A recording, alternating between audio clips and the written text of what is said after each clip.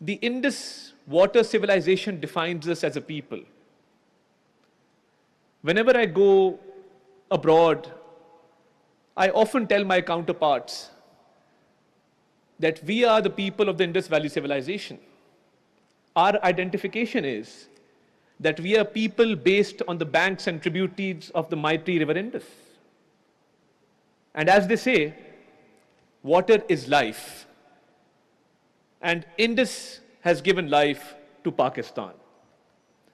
So when we say that Indus is our lifeline and our people, the 240 million people of Pakistan, have an inalienable right to the water of Indus, we mean it from the core of our heart. For Pakistan, as I said, water is not simply a resource. It is a matter of life itself.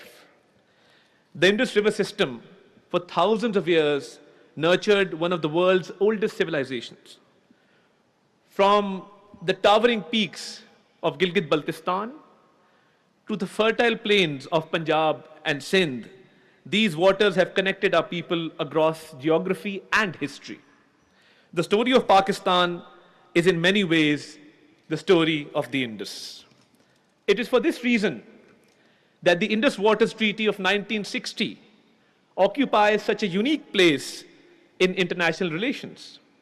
Signed under the auspices of the World Bank, the treaty has endured wars, political upheavals, prolonged periods of tensions.